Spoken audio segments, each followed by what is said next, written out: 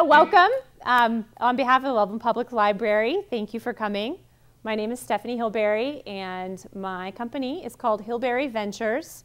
My husband and I, Craig, the Beatles gentleman over there, work together, and what we do is help people to take their message and their ideas to the marketplace. So we help people create ebooks, e-courses, printed books, websites, for them to communicate what they have on their heart to share with the world, and we help them get it out there. So that is what we do, and I'm here today to talk to you about the world of self-publishing.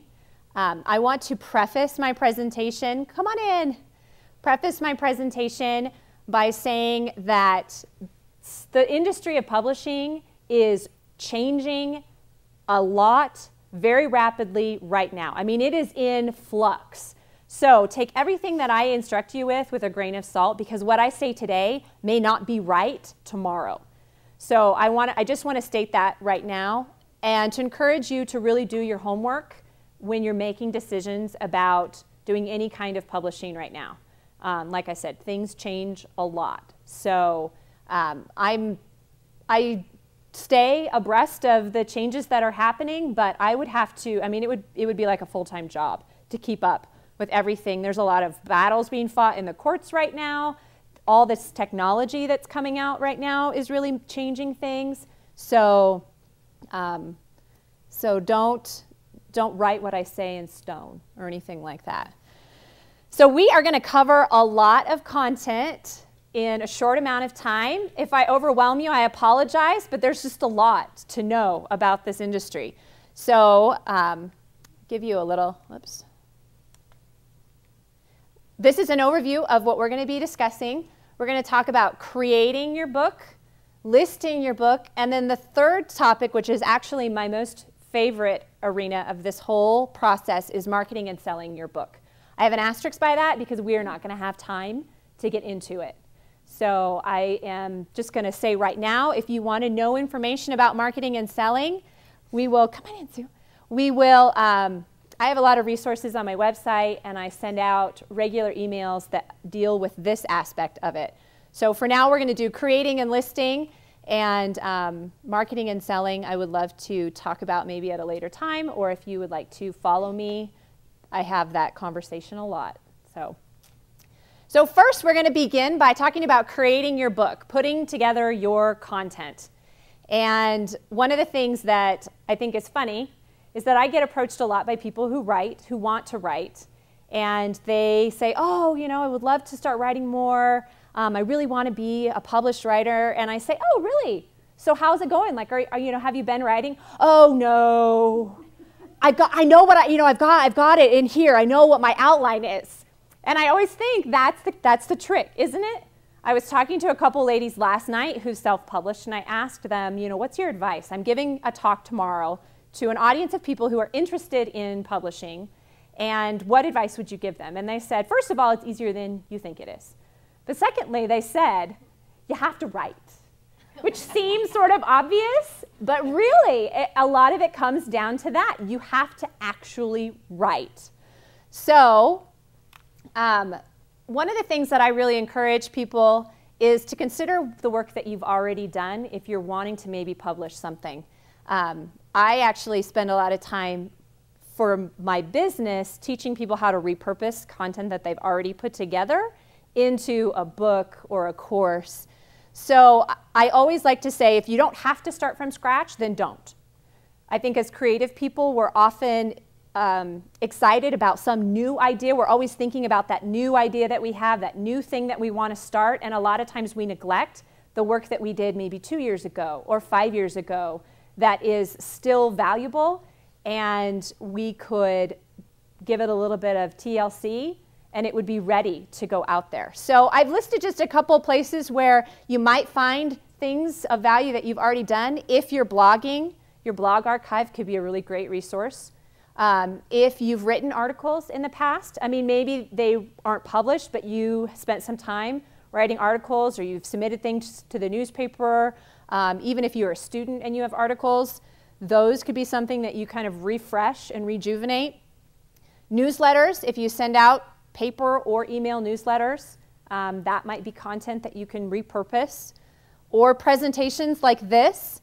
We're going to have a video, an audio, and then this file after we're done with this presentation. If I wanted to, I could use this as the backbone for maybe a book or an e-course. So think a little bit outside the box, maybe about resources you already have. And then, of course, step 2 is to, write. And that's, so you either repurposing something you have or starting from scratch. So I listed a couple things on here. And this is just, writing hasn't changed. The industry is changing every single day. But telling a good story, whether it's fiction or nonfiction, has not changed since we started telling stories around fires, way back then. And I think that it's important to remember that. Because there's a lot more accessibility right now, anybody can kind of jump into the arena. There's some criticism that the quality of content is kind of going down, and I think that that's fair, which is why I want to remind everyone that quality still really matters. So when you write and you're putting together what you want to share, keep the reader in mind, your target market. It's a marketing principle, and it's just good storytelling. So as you're putting together what you want to say, think about who's going to be reading this. Think about what you're going to call it. I am not the kind of person that could come up with a title first. Some people really need that. Like, they need to have the title before they start writing. I'm the opposite. I almost need to finish it before I title it. Regardless of your style, pick something that's going to catch people's attention. A title is important. Quality structure. I have had a few people submit to me some drafts that they have in the process of working with them, and they're sharing things that are interesting and valuable, but they have forgotten that good stories have a beginning, a middle, and an end.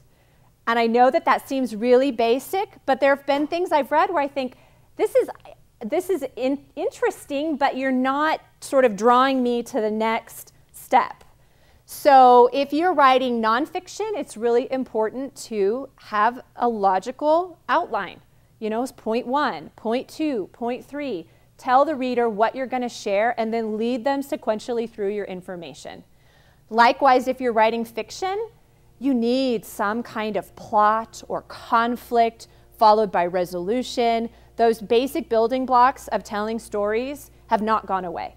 So don't forget them when you're writing. Think back to your days of being in, junior high, writing for your English teacher. Those principles have not changed. And good stories always include them. And if you're putting something together, it's a really good idea to have a second or third pair of eyes. Look over it. Because that's the kind of thing that other people can typically spot, that maybe you're overlooking. So they might say, this is good, but it's just lacking some, it's lacking that conflict, or it's lacking that climax. So it's nice to get some other opinions.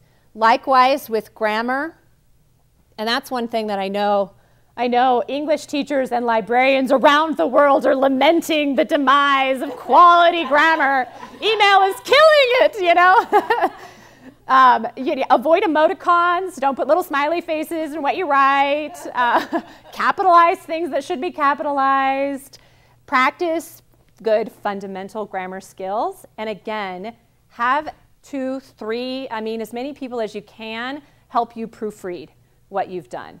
Because it's really easy, and I'm a victim of this, or I should say guilty of this, it's easy to put something together and, overlook an error, maybe an awkward phrase, maybe something that needs to be moved to a lower spot in your paragraph.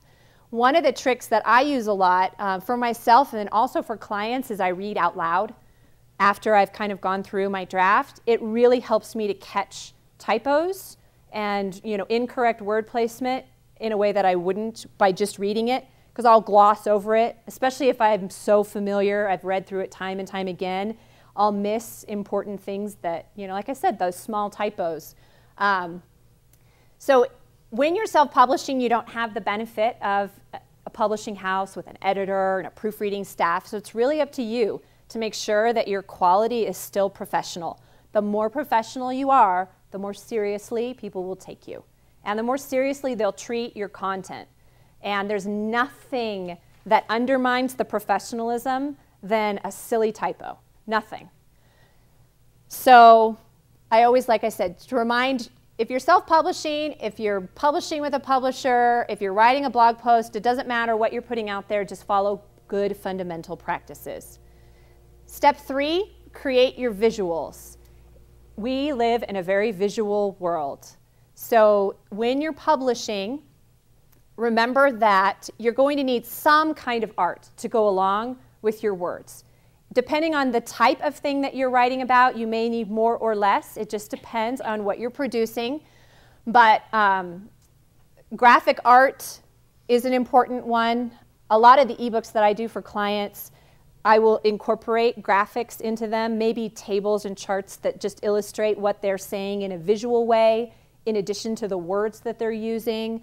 We're not going to talk a lot about this, but when people are reading on a mobile device like an iPad or an iPhone or a Kindle, they tend to really look for pictures. Because when we read online, we pay attention less to the words that are online and more to the overall look of a page. We kind of take in the whole thing at once. So if you are up for the challenge and you kind of like that idea of communicating visually as well as with your words, then begin to think, even as you're drafting and putting together your content, how can I say this in a different way using some kind of graphic or a picture or clip art or something like that. Think about that. As early as you can, start thinking about it. Images is another great one.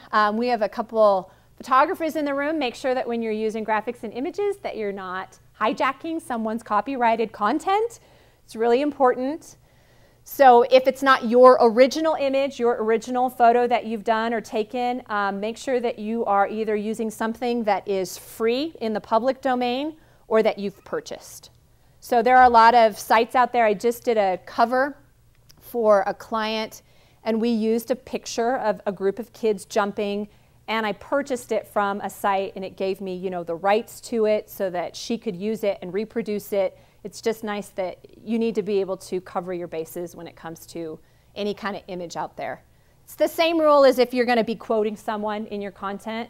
You have to give credit. You have to make sure that you're not, copywriting.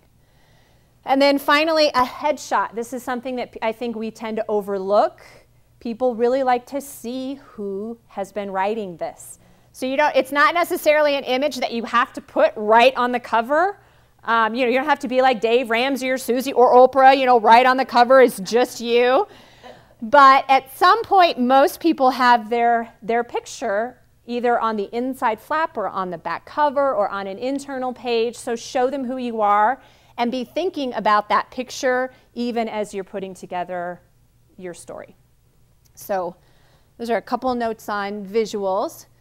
So now we're going to talk a little bit about software, because I get this question a lot. How do I do this? I can sit down on my computer, but how do I get it from my Word or my word processor into something that a publisher can use to print or into something that I can upload to Amazon? So I've got a list here of different options. The first one is Adobe InDesign. How many of you have or use this program? A few of you. It is the professional standard in the industry for creating pretty much any kind of printed document or ebook. And every upgrade that Adobe has to this, they add more and more electronic functions to it. So they're really trying to make it the software that people use to publish ebooks, interactive PDFs, that kind of thing. It's not an easy software to use, and it's not a cheap software to use. So I preface that with it. Adobe just this year rolled out a program where you can lease the software on a month-to-month basis, which makes it a little bit more affordable. Normally, to buy their sort of creative suite, which includes this software, it's over $1,000, unless you're an educator or a student. So you can lease it at like $50 a month which is a nice option if you don't have the upfront cash and you are really wanting to be serious about publishing. So that's one option. That is, however, not required. You can produce and publish a book without the expensive software. So for instance, home office software, specifically Microsoft Word and Apple Pages, which are kind of the two word processors that Mac and Microsoft use. Both of them can be used to create an ebook. Microsoft Office with Word, a lot of the publishing websites, like for instance Amazon and Barnes & Noble, know that most people have Word and are probably going to be creating in Word. So guess what? They make it easy. They let you upload your Word document and they convert it for you into the ebook format that they use for their platform.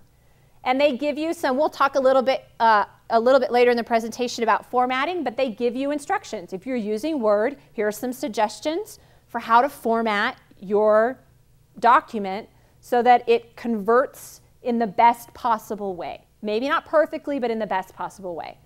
So I have found specifically that a lot of these online publishers, Amazon, Barnes & Noble, Smashwords, Lulu, almost all of them have some instructions and accept Word files because that's what most people use. They're not quite as, they don't have the same accommodations if you're on a Mac and you're using software like Pages. So if you are on a Mac and you're using Pages, which is, I'm a Mac user, you can still export your file into a PDF, which Word will also let you do. Pages also gives you the ability to export into an ebook specific file format that you can upload directly to the booksellers. So Pages is a really good software. Kind of Apple has done the same thing as Amazon in that they're trying to make their software more and more digital publishing friendly. So Pages is what I've used before for some of the books that I've done, and I've just exported right into the file format that I need. Like I said, we'll talk about those, but home office software, you can totally use it. You can be published by the end of the week using Word if you want to. There's some other options. Calibre is a free software that you can download. I'm not going to lie, it's a little clunky, but it is very flexible in that it can take your file format, whatever you have, and usually turn it into something different. So if you have Word and you want a PDF, it can do that for you. Or if you have Word and you want to turn it into an HTML file, it can do that for you. So Calibre Online is a tool that you can use, available for free. And then there's a couple others. Scrivener is software that a friend of mine who's also does a lot of self-publishing uses. She really likes it. Last time I checked, it was around the ballpark of $50 to download, which isn't bad. And it's specifically geared toward people who are wanting to self-publish. And then there's some places online, which we'll talk about in a while, that give you software that you can download. Blurb is an example, blurb.com. They are a self-publishing platform, and they let you download their software so you can create your book on your own computer using their software, and then just click and it'll publish to their site. So there's some options out there too if you're wanting, maybe you're wanting to do, I think they specialize a lot in books that have a lot of photos. So if you're wanting to do something that's got lots of pictures and different, more creative layouts, and you don't feel like Word, for instance, can do that very well, you can look at a place like Blurb. They have some more options. And one thing I didn't put on here, you can create an ebook in your presentation software. So like PowerPoint or Apple Keynote. I've done that. Sometimes those softwares are a little more flexible if you're wanting to do lots of pictures and move your text around so it's not so structured in a page. You can use those software. They usually let you export into a PDF file so you can turn your slides into a PDF. So we're going to talk about choosing print or choosing digital. One thing that I've discovered, I'm very enthusiastic about digital publishing, ebooks, and all that, the whole realm. But I've discovered that the book is not gone by the wayside. I still get a lot of requests from people who want books, actual paper-bound or hardback books. So we're going to talk about print versus digital. And right now there's a lot of options if you're wanting to create something that is a tangible paperback or hardback book. Some examples of places to do that are lulu.com, blurb.com. I just had a client, we used minibook.com. CreateSpace is in partnership with Amazon. All of these companies, plus I'm sure countless others online, will take your file and create a printed book for you. So you designate what size you want, how many pages you're going to have. You send your file to them, you send your cover art to them, and then they will print it into a book for you.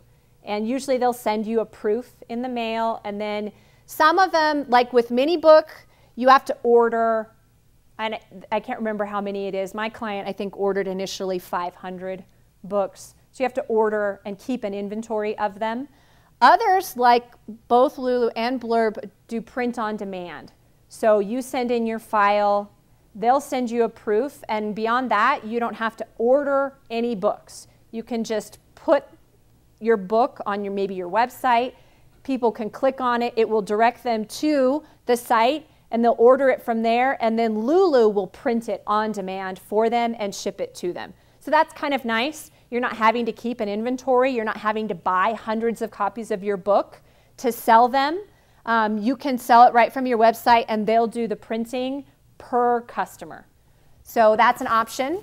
What kind of cost are you looking at for Lulu? It really varies. But one of the disadvantages of print is that it's not cheap when you're dealing with, anytime you're dealing with printing. So they're going to take a cut, for one thing, and then they're going to charge you for the cost of printing. So, and I can't quote prices on it because, like I said, it really varies. It depends on the size. It depends on how many pages you have. It depends on what kind of paper you choose.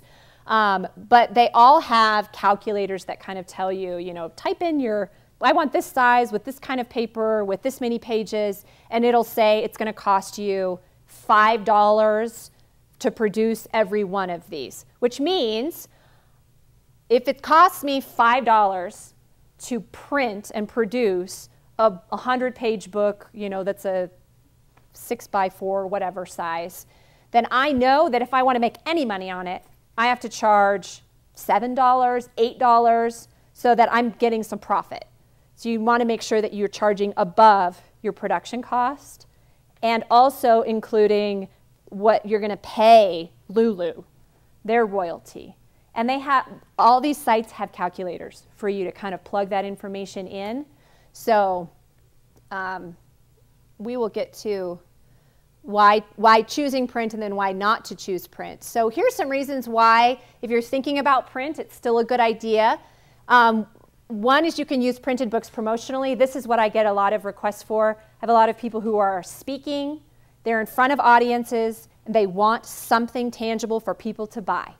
And a book is great for that. So that's a great reason to choose to print something.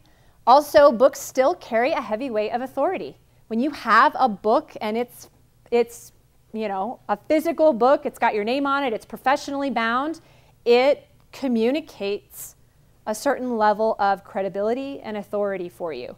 So that has not gone away. And books still, even though electronic publishing, ebooks, are growing by leaps and bounds, and the gap is really closing with perception, this still, in people's minds, is more valid than an ebook. It just is. It's still more valid. So if you're really wanting that extra sense of validity, then a paperback book communicates that. Third, books are more accessible than digital files. Not everyone has an e-reader. Not everyone likes to read on the computer.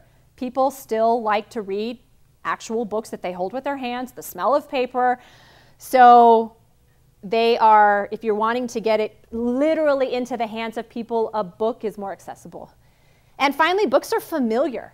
There's, I mean, the people who are younger are, I think, as familiar with digital reading as with books, but that's still less than half of the population.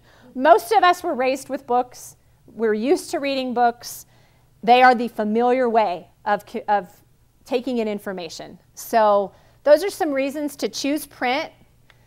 Here's some reasons to pass on print. One is that formatting is more complicated and time-consuming when you're doing it yourself.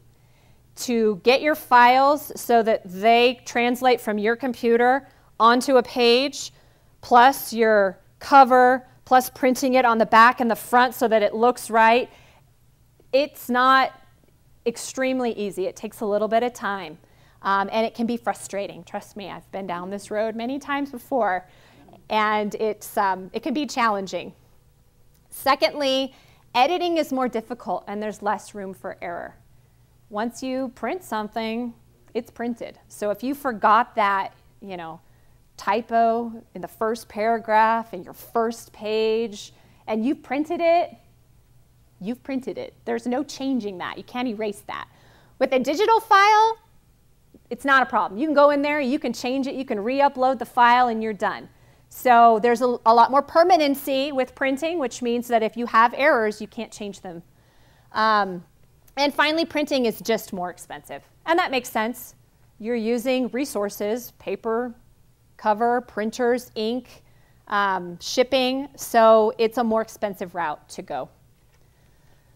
So let's talk about printing digitally. Publishing in digital format is increasingly popular, especially as demand for these mobile devices grows. And I say grow, I don't even think that's an appropriate word. It's like skyrocketing.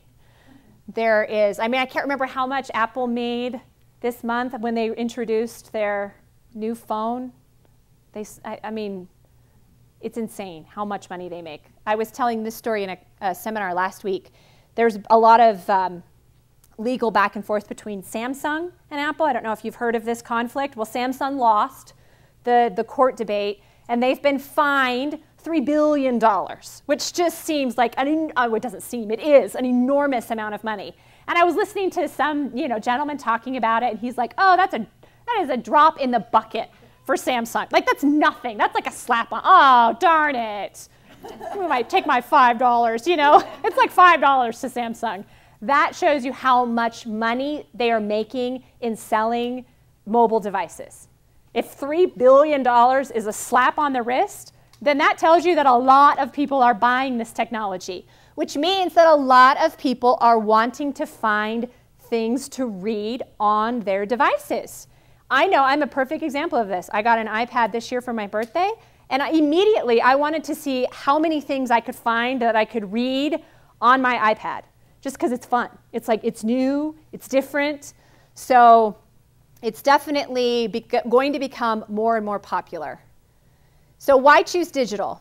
It's free to list on most major platforms. So you can, Amazon and Barnes & Noble will roll out the carpet for you. Come on, list your book with us. We won't charge you anything to do it. If you sell it, then yeah, we want a cut.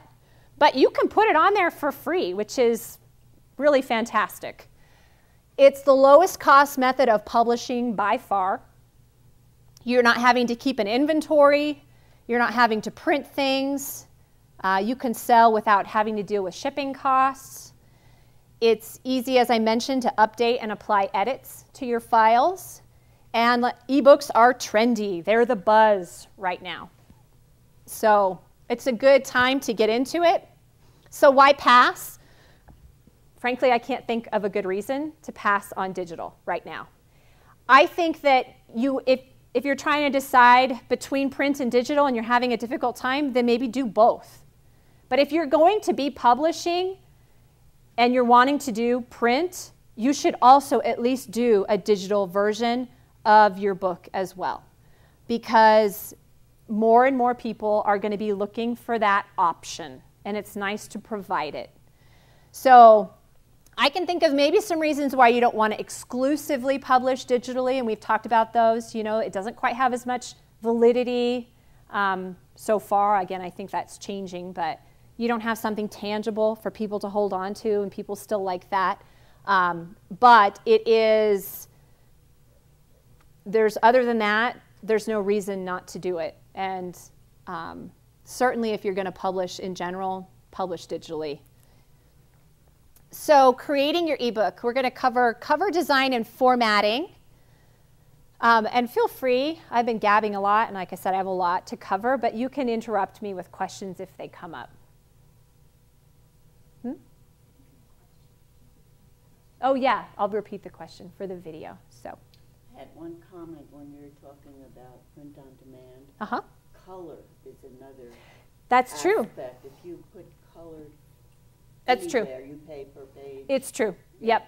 If you want, yes, you're absolutely right, and I hadn't thought about that. But printing in black and white, much cheaper than printing in full color. So most publishers will give you the option you can have your color cover, and then the internal pages are black and white. But if you want those internal images to be color, it can get pretty pricey. So speaking of covers, for digital books, you can create a cover for your book using your Microsoft Word, using PowerPoint, using Apple Pages, put some pictures in there, some text, and you can just upload that file directly to Amazon or Barnes & Noble or Smashwords. So creating a cover for your digital book is easy because it's just, it's a one-dimensional digital cover. You're just giving it a look. For printed books, it's a lot more complicated. Not only do you need to design it, and really you need professional software for it. The image quality is really important. You need a high-resolution image if you're using one. You also have to take into consideration a cover is not just the front. It's the front, the spine, and the back. And the spine, how big that is, depends on how many pages your book has. And when you're creating it, you have to think about, do I want this image to bleed out? Do I want it, when they cut it, to cut right at the edge of it? Or do I want it to be inside the frame of where they cut? So that kind of thing are all considerations you have to think about when you're designing a cover that's going to be on a printed book. Which is why I say you need professional software or you need to hire someone to create a cover for you. It gets kind of technical when you're dealing with a cover. So how important is a cover? Very important. We judge books by their covers, as the cliche says. Especially now, we are very visually driven, especially as consumers. I mean, when you go to a bookstore, when you go online to shop for a book, you make an immediate judgment based on that cover. How professional does it look? Am I attracted to it? And my instant decision about the cover is going to lead me to my next step, which is, am I going to pick it up and flip through it? So a cover is really important. It has always been important. And one of my tips that I suggest is to study the covers of other books in your field or genre. And you can do that really easily if you go into Google, for instance, and you type in, like for instance, I did a parenting book for a client recently, and I was supposed to design her cover, so I went into Google and I typed in parenting books, and then I clicked, search, and then I clicked on images. So it gave me just the images of parenting books, and I got to see a whole selection of covers. One thing I learned from that research is that a large majority of parenting books have photos of children on the cover. It's a very popular way of creating a cover for a parenting book. So, and not clip art of children, but a photo of children on the cover. And guess what we did? We ended up putting a photo of children on the cover of the book. And that's partly because that seemed to be what was really successful and worked well for parenting books. So do a little homework, get some ideas, pay attention to the kind of covers that you like, that you're attracted to, and try to sort of copy those designs. Or if you're hiring someone, give them some samples and say, this is what I like. This is what is in my field. I'd like to see some things that look sort of similar or follow this type of look and feel. So let's see. Now for the internal files for formatting. Advice for printed books. Most of the companies that are going to do self-publishing in printed format give you lots of help for formatting the inside of your book. So they usually give you detailed instructions, and a lot of them provide templates for you that you can download into your software. So a template for Word or a template for Adobe InDesign. One of my tips is if they provide a template, use it. It will save you time. But they'll tell you, you know, for instance, on your internal pages, they'll tell you you need to have this margin for your text. And then here's your margin for your text, and then around your margin for the text, this is your bleed area. So if you want something to go right out to the very edge of the page, then you could still go in that bleed area. But make sure your words aren't there because they might get cut off. So they'll give you those kinds of instructions and tell you when you set up your file, you need, you know, this is set your margins for this. Set your bleed area for this. Or download the template so that you know how to put your content in there. They also do this. Usually they have a separate file for your cover, which includes the spine. And they'll give you a calculation that says if you have this many pages with this type of paper, your spine is exactly this width.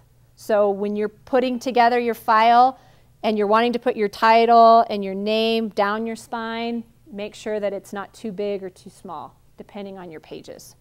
So again, this part is the part that's going to make you want to pull your hair out. It's not fun. It can be frustrating. So if there was ever an area where you wanted to outsource, this would potentially be it. Or if you wanted to just go digital. You don't have to deal with margins or bleed or spines. Just publish it digitally. So speaking of digital, there are several different types of file formats for digital publishing.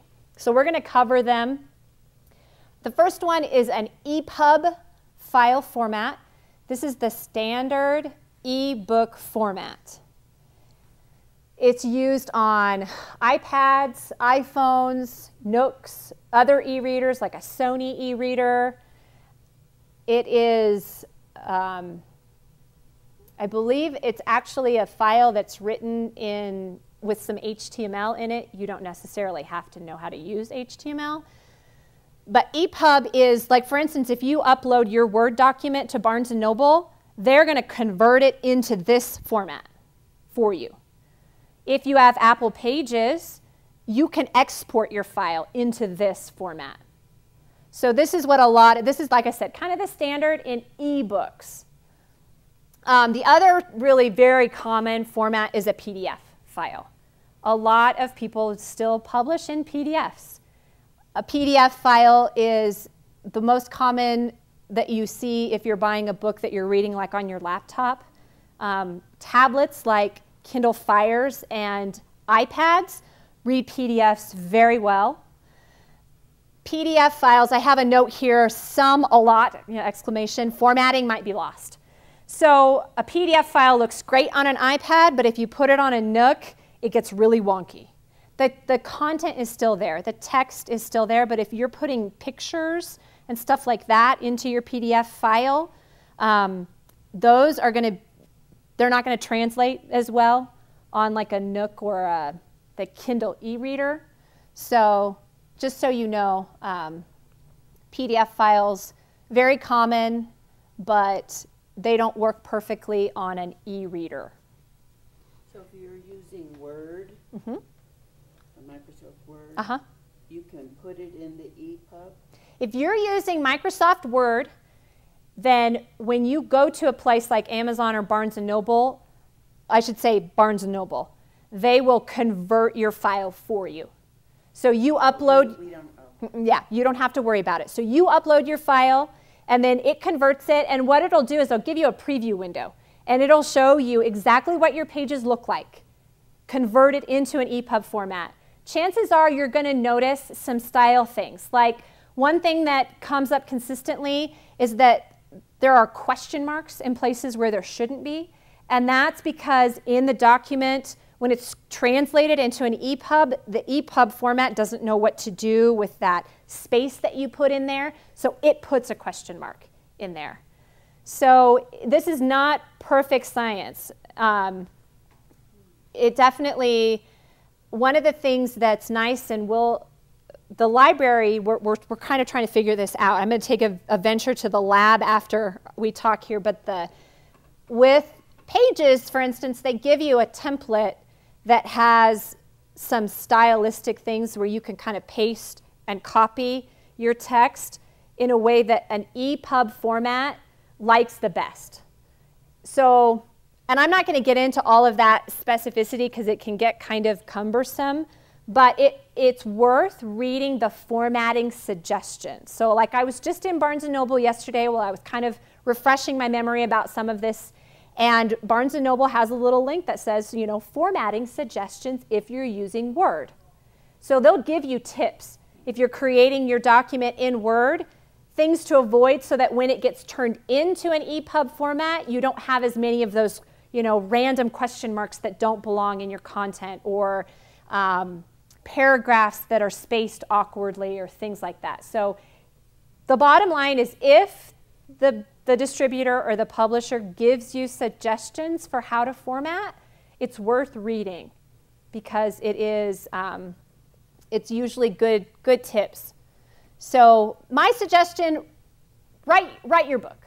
Just write it. However you want. Pay no attention to all this formatting gobbledygook. Just write it.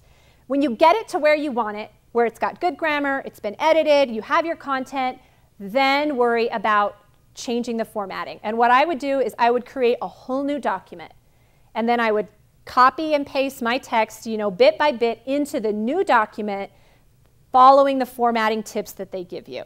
But don't get bogged down when you're creating it in the first place with all this stuff, or you will never reach the finish line. So write, you know, freely without being encumbered by this, and then when you're getting closer, then tackle the nitty-gritty of how it's formatted.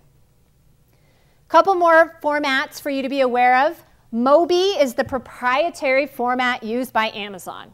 They do not play well with others. They're the big boys in the room, and they do whatever they want to. So it's the format used by Kindle products. Amazon will convert it for you, again. So you don't have to know how to create a file in a Mobi format. So again, you go into their system and they say, upload, you know, your Word document or your PDF file, and we will convert it into this Mobi format for you. And just like Barnes & Noble, they'll give you a preview so that you can see what your pages look like. They even have like a little Kindle on the screen so you can see what it looks like on this Kindle, and then you can click on a tab and you can see what it looks like on a different type of Kindle. One tip with this is I have found, if you can, that an EPUB file converts to a Mobi file the very best. So if you have an EPUB version of your book, that's the file format I would select to upload to Amazon, as opposed to a Word document, if you can. So because I use Apple and their Pages software lets me export an EPUB file directly, I use that file when I'm uploading to Amazon. You get less of those kind of quirky, like I said, random question marks and stuff. Yeah? How many of these uploads do you do? To 7 or 8 companies, or just one? Well, we'll talk about that. No, you're fine. It's a great question. So it really depends. If you want to, you can go to each different place, create a separate account with each different place, and upload your book, create the book in that space. Or you can use what's called an aggregator, which is you upload it to the one place. They're kind of like a middleman, and then they will distribute your file to all of these different places for you. Of course, they're going to charge you for the convenience of that, but that's one option too. The benefit of doing it that way is you get it into more places. And if you want to make a change, you don't have to go into each individual place to make your change. You can make it one time, and then it'll automatically update across the board for you. So we're going to get to those aggregators when we talk about listing. So for listing your book, here's just a sample. This is a pretty good list. It doesn't include everything, but things that they'll ask you for when you're listing. They want a description of your book and a description of you as the writer. They want to know what category your book is in, and they always give you a list of categories and subcategories. So you can choose. These are things you start paying more attention to once you start self-publishing, but on the back of books, usually around where they have, on the bottom somewhere, they have the categories, usually of most books, and the subcategories. So again, if you are wanting to publish and you're not sure, look and see the categories of some of the books that are similar to yours and how they listed them. But it's pretty intuitive. It'll make a lot of sense to you when you see your options. They'll ask you how much you want to charge for it. They'll ask you whether you want DRM or not. We're going to talk about DRM. They'll ask you if you have an ISBN number. We'll talk about ISBNs too.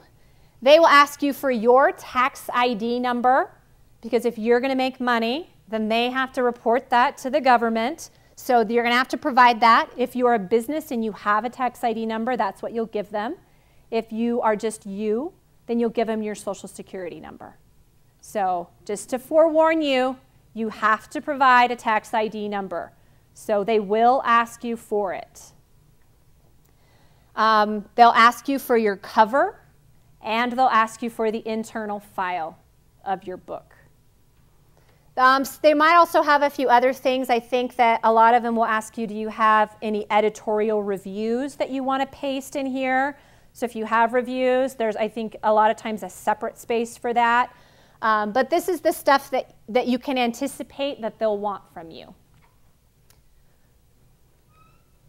So let's talk about some of these. Description, tips for writing your description. Use keywords. And keywords could be a whole seminar in and of itself. But these are words that you think people would use to find your book. So if I'm writing a parenting book, then maybe keywords are going to be raising children, raising kids, tips for, parenting my family, tips for raising young children, tips for raising teenagers. So those are keywords. So think about not just how you would describe it, but try to put yourself in the shoes of someone who might be searching for your book, and what would they type in to find you? So next is include reviews. Like I said, sometimes they have a separate space for reviews, but sometimes you can also just put them in with your description of your book. You may not have reviews, but I like to mention it because it's something to start thinking about as you're in this phase and you're beginning to think about getting your book out there and marketing it. Start thinking about who can write a couple sentences about this for me and recruit some people to do that for you. And then practice sales and marketing strategies. Again, we're not going to have time to talk about the marketing and selling aspect of this. But one thing I will say is use benefit statements. And I'll give you an example of what I mean by this. I was just talking with my friend the other day. She has a 5-month-old infant. He's still not sleeping through the night. So she went to her doctor and was like, what do I do? I'm going to kill my baby. And he said, why don't you read this book? So she went online and she was reading the description of the book, and it said, is your child not sleeping through the night? Does it get worse? I guess there's a method where you can go in and just kind of, like pat them on the back, but don't pick them up, just kind of, and I said, are you trying that and it's not working? Your child's getting louder and more upset. She's like, yes, that is me. That's an excellent example of marketing and sales strategy.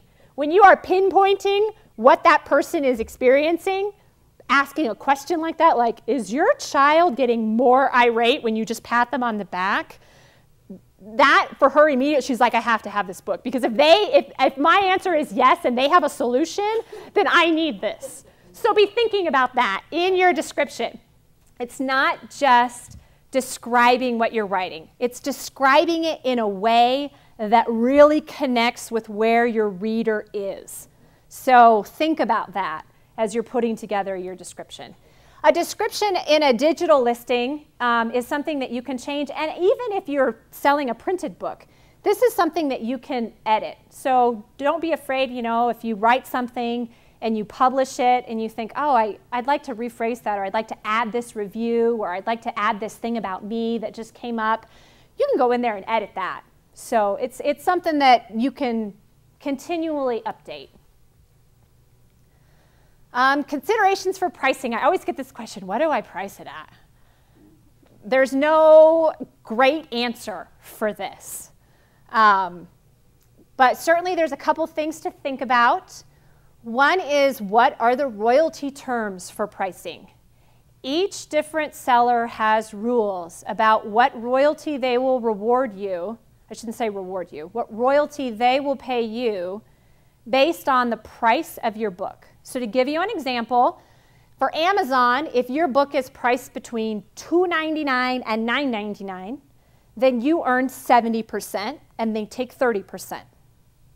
If your book is priced below $2.99, so free to $2.99, or if it's above $9.99, then they up their price and lower yours. So you receive, I believe it's 35%, and they take like 65%. So it's an inverse. They take a lot more money. So the point is, do your research. What are their rules for royalty? And how are those rules, how do they change depending on how you price your book? The second thing is, what is your goal with it? Are you using this for marketing, just to get your name out there? Are you using it as a way to promote maybe the other services that you have, or maybe something else, if you're a counselor, or using this book so that you can get more counseling clients? Or are you really wanting to become an author who's a paid income earning author where you're earning off of your books? Your answer to this question is going to impact. So for instance, if I'm just doing marketing, then maybe I don't mind taking a lower royalty if I can sell a lot of books. So if 99 cents, if I think that I'll sell this for 99 cents, I'm not really interested necessarily in making a lot of money on it. I just want to get it into as many hands as I possibly can. So I might choose that, the lower price point to accomplish that goal. Maybe I've got a small book for 99 cents that I offer, and it's kind of a sample of a much larger thing that I've put together that I'm going to charge more for. So those are things to think about when you're thinking about your price. I put down here, there are no rules. I think the average ebook price is like $7.99. I will say there's still kind of a perception out there, and this is changing, but a perception is an ebook should be cheaper than a printed book. That's still very prevalent in people's thinking. A lot of people just won't pay more than $3.99 for an ebook.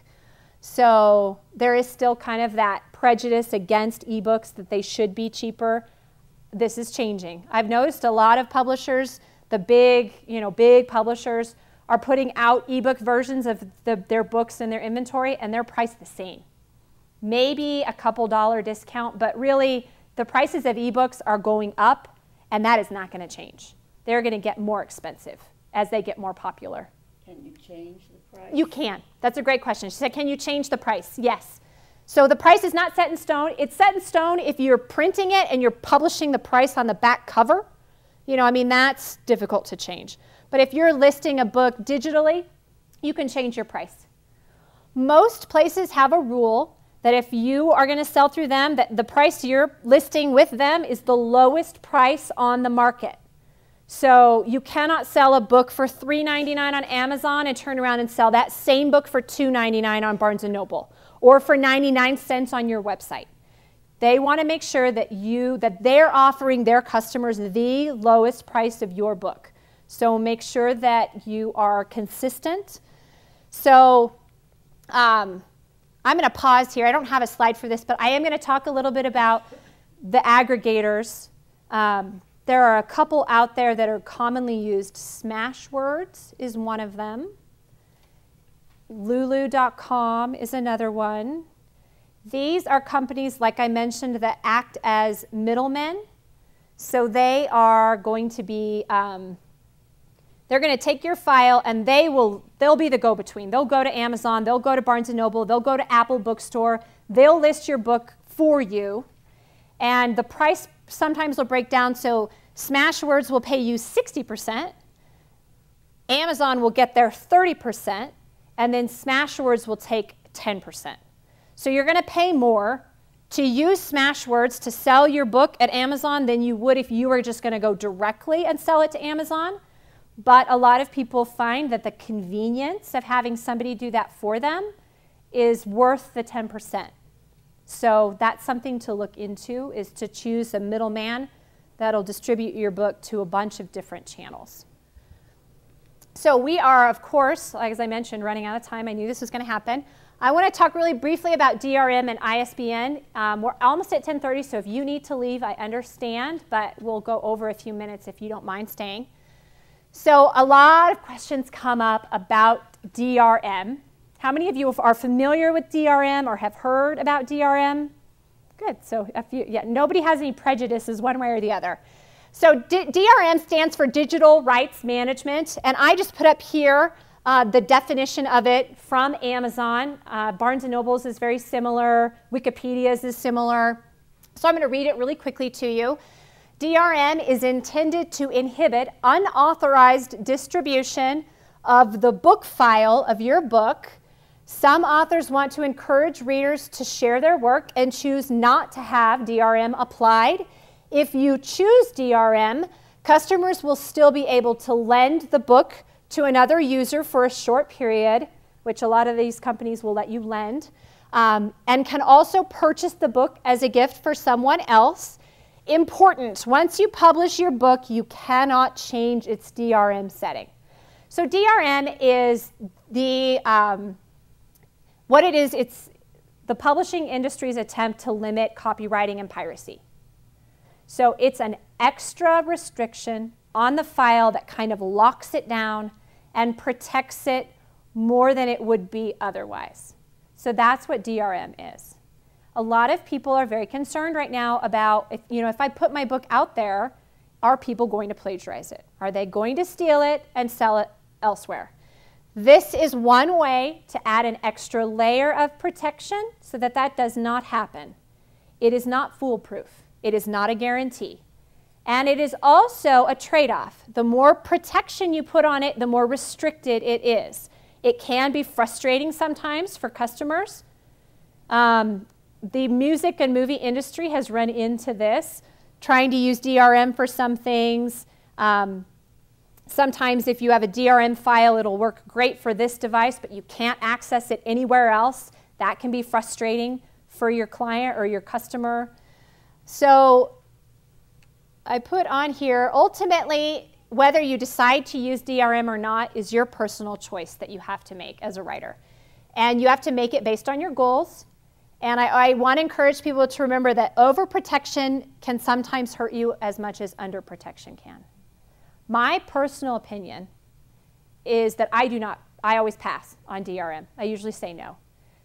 For me, the challenge of publishing is selling your book.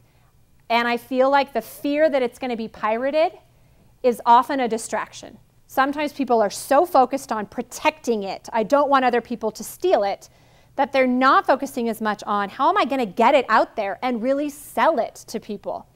So I certainly think that if you want to use DRM, that's a great choice.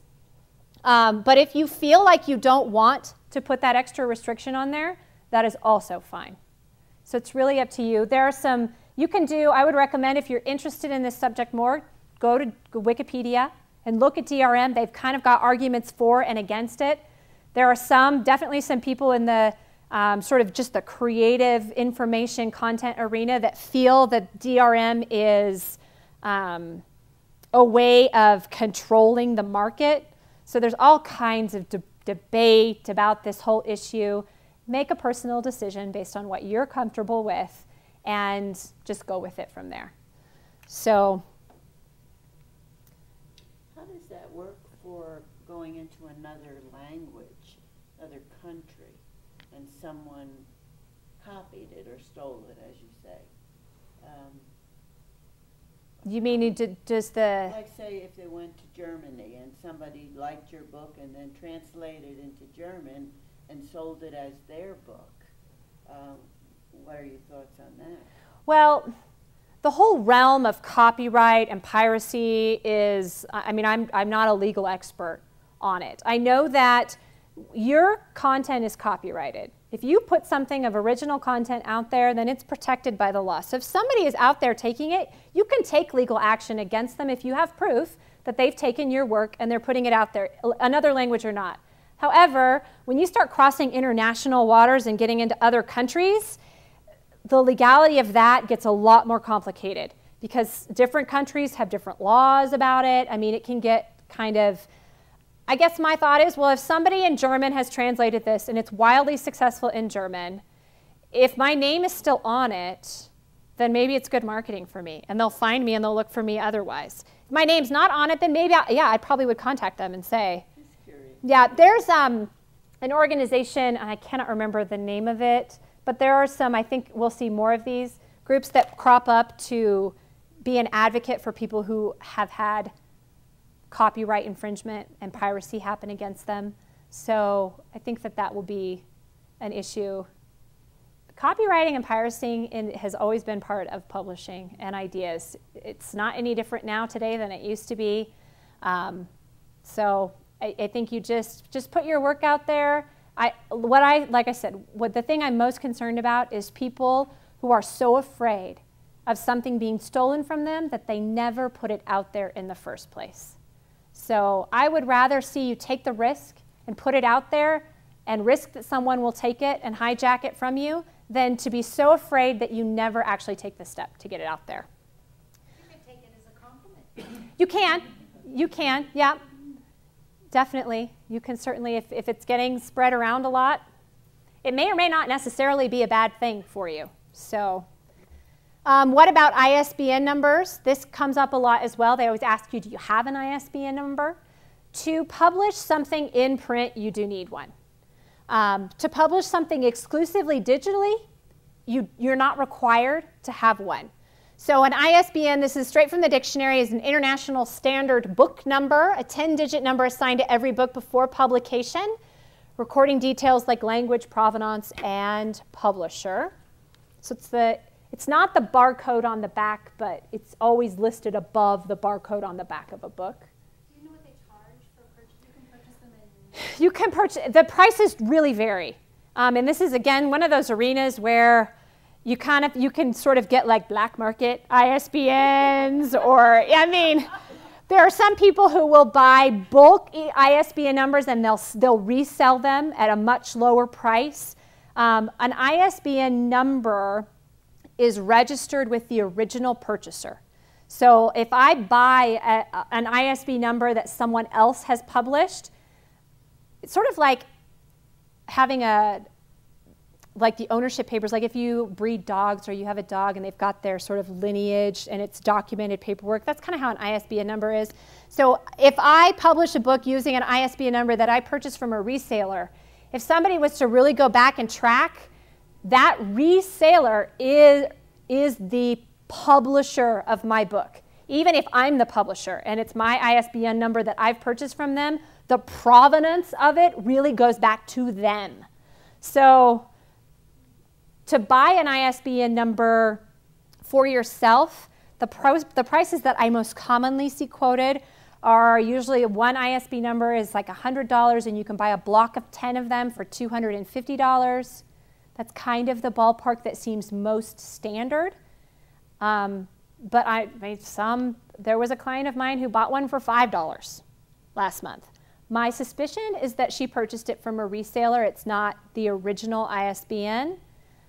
So there's a lot of, the market is kind of all over the place for it. Yes. But you have to be careful buying from another retailer, because we have a friend whose ISBN was a duplicate. Yep. There's some fraud in this arena. So that's why I say if it's a $5 ISBN, that's a red flag. Probably it's a reseller selling it, might be a duplicate, it might be something fraudulent, so you need to be a little savvy with it. So do you need one? Yes, if you're planning to publish in print and would like the option of someday distributing it to booksellers. Yes, if you're wanting to sell for Apple, I believe they require one, whether it's digital or print, it doesn't matter. Yes, if you're earnestly building up the credibility of yourself as both a publisher and an author. It's one of those things in the publishing industry that lends credibility to you. Publishing houses look at an ISBN and they take a book with one more seriously than one without. I don't know if the average consumer really pays that much attention to it, but the publishing industry does. So do you need one? No, if you're publishing in exclusively digital formats, like I said, excluding iBookstore. Both Barnes & Noble and Amazon offer internal ISBN-like numbers for their own records, so they don't require when they assign you a number.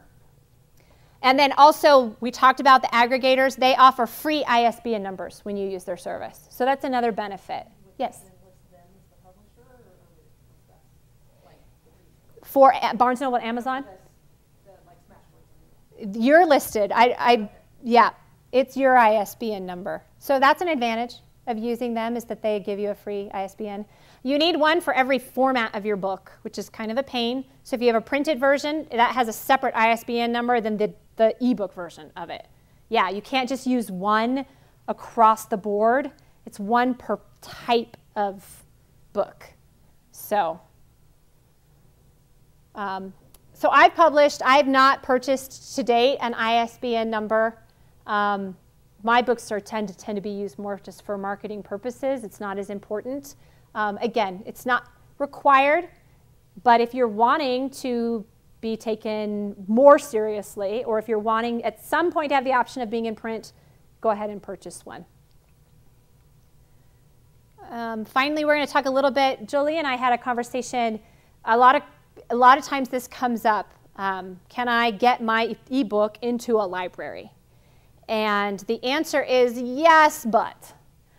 So Overdrive is the company that facilitates digital book lending in the library system for all but 2 municipalities in the entire country. Douglas County is one of them in Colorado. They're sort of a pioneer in this area. And then there's another one, I think, in the Midwest that's kind of created their own lending system and bypassed Overdrive. But for now, Loveland Public Library, Fort Collins Public Library, most of them are using Overdrive as that middleman to do their ebook lending. So Overdrive has created a community reserve program for each library, and you can, they say, if you're a local author and you would like to donate your ebook to the library's community reserve, that is available for you. However, this is in their language, you have to settle the digital rights with the library itself. You have to negotiate the digital rights with them directly. So Jolie and I were talking about that. That is an area I think that probably both libraries and self-publishing authors are naive in. I know I am. I don't know all the ins and outs of rights and the implications of rights and signing over rights to someone or retaining rights. So my impression of this was that Overdrive was saying you have to give the rights to the library in order for them to use your book. You don't retain those rights. Or you draw up some kind of legal contract that says, I am giving you licenses to certain rights, which most of us are not lawyers. We don't have the sophistication of creating contracts like that. And your average local library is not going to be doing formal legal contracts. So I say that if you're wanting to use your book commercially now or in the future, then it's probably best not to donate it directly to the library. So my suggestion for now is to maybe create a library-only book, so something just for them that you can use, and maybe it's to introduce you as an author, to get people to read it, and they can find out about you that way and maybe buy one of your other books. But this is only going to be circulated in your library. It's not going to be available elsewhere. Or the other option is give it some time. This is changing so fast. Jolie and I were talking, I think Overdrive's probably going to have to evolve and start permitting an easier way for self-published, independent published authors to take advantage of the library system. So who knows? I mean, within a couple months' time, this could change, and Overdrive could have a way to upload your file into your library that requires less legal savvy on the part of you as a publisher and on the part of your local library. So it's still kind of a gray area. Yeah. What about printed donations? Printed donations is a different story. And that's something where because that book is already printed, the rights are elsewhere, so you can go to a library and donate your printed book. It's not the same.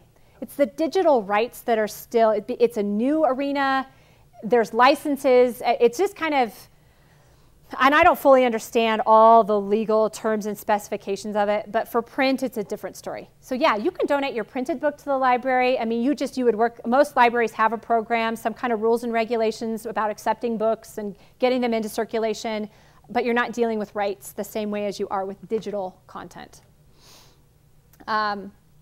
So that really is my conclusion. Thank you. I know I went over about 15 minutes. So I just want to say, too, we did not get to marketing and selling. The first half of your task is to create your book and get it out there. You've only done half of it by then. The other second half is getting it out there, letting people know about it, getting people to buy it, and that is a conversation for another time.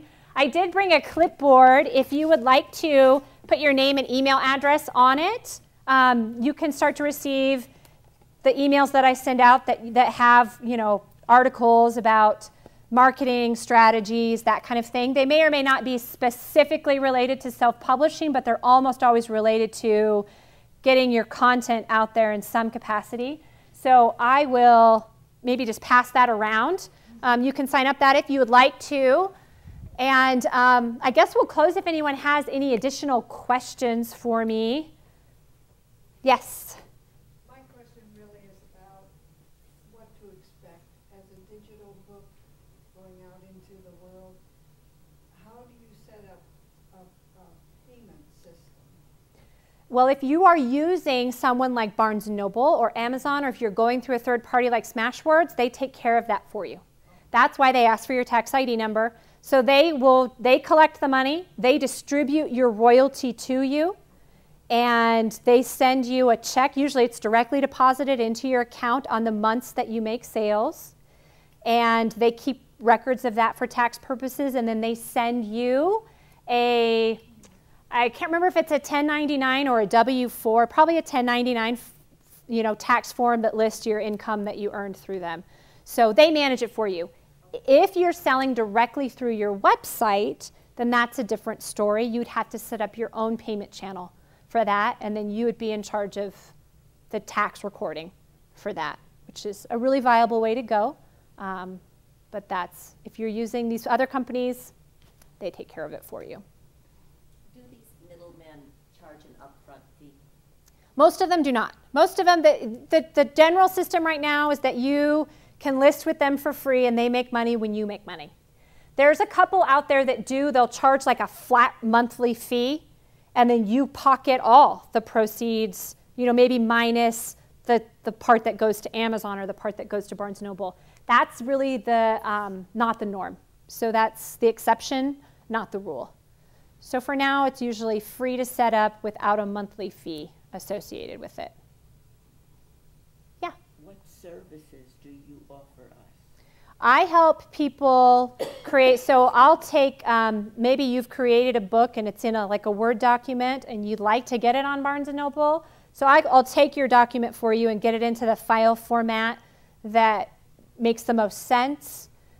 I might, if you want it into a PDF, I might style it, take advantage of fonts and layout. I might create graphics for it. I'll create a cover for it. So I do that kind of thing for people. If you're not wanting to deal with some of the formatting issues, or you're not wanting to deal with the technical aspects of creating a cover, or if you're just wanting to, if you want something that's got a lot of different style and layout done to it and you don't want to do that or aren't capable of doing that, I will do that for people. We also do some consulting and strategizing for your marketing and selling part of it. So if you want to sell on your own website, for instance, we can set up a web page that helps you do that, that kind of thing. So that's what we usually do. Did you bring cards? I do have cards, yes. I'll pass some. Here, I'll grab some. Anybody else have any other questions about this whole arena that's changing every day? Okay, I think we're done. Thank you so much for coming and for being such a good audience.